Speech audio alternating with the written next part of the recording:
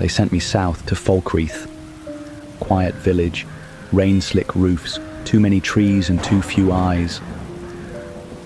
The report was thin, just one parchment. Unnatural remains near Ilinalta. Possible Daedric tampering. Investigate, purge if needed. I arrived under grey skies. Locals barely spoke. One man warned me not to stay long. Another claimed the animals had gone quiet. No birds, no deer. Just the bats. And then he looked up into the trees like something was still watching him.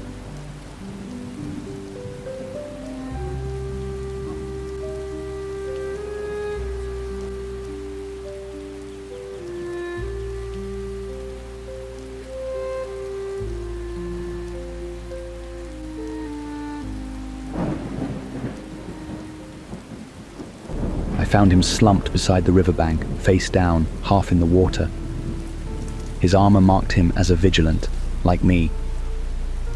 No wounds, no blood, but his body was twisted, rigid, eyes wide open, mouth frozen mid-scream. I knelt to inspect him. His skin was pale, almost translucent and cold, far too cold. Then I noticed something strange. Thin punctures on his neck. Not from fangs, from something sharper, cleaner. I heard rustling in the trees behind me. I stood and left at once.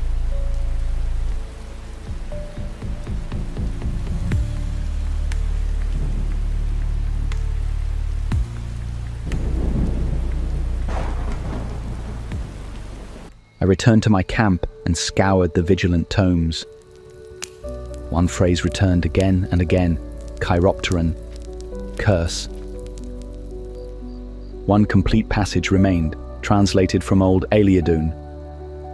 Not wolves, but winged things that drink thought and shadow, children of hollow skies, banished by sun and silver, buried screaming. The book called them werebats. The Order deemed them extinct before the Third Era.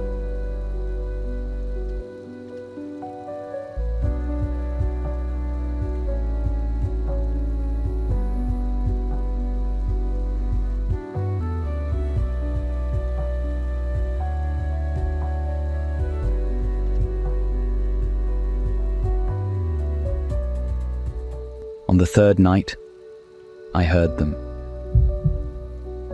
Not just the flapping of wings, a rhythm, a pulse, like breathing, but vast and deep beneath the soil.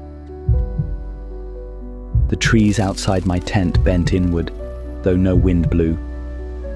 I stepped out with my lantern, and the fire sputtered black. Then silence, complete. No insects, no rustling leaves, not even my own breath.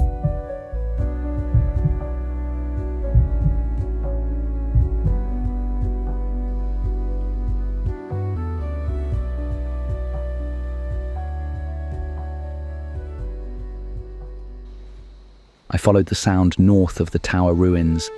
The forest grew wrong. Thick roots coiled over stone.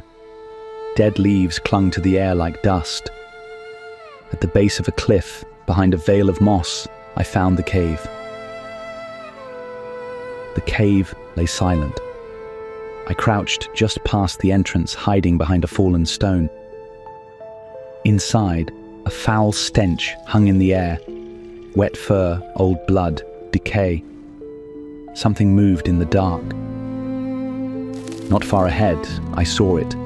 A gaunt, winged figure hunched near a pile of bones.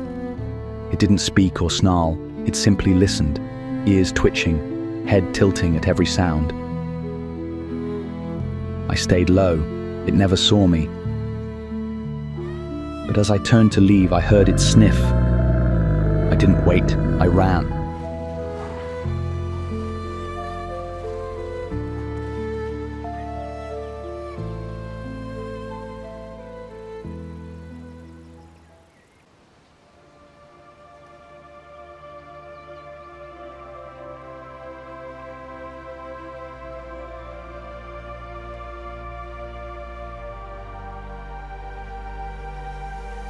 Back at the camp, I found a journal. Its leather was torn and waterlogged, but some pages remained. They call. They rise. Stendarr cannot hear this deep. Their mouths are not for feeding. They speak in void. I buried the others. They were empty. One final entry, scrawled in charcoal. I hear them in my blood.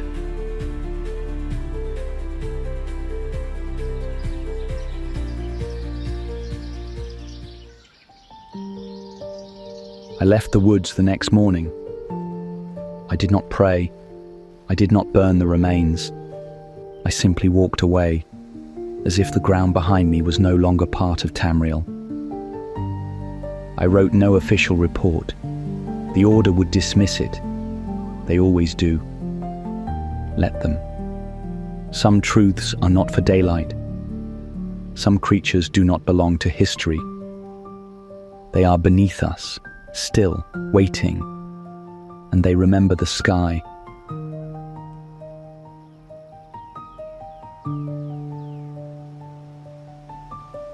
No one has returned to Falkreath's western woodlands since.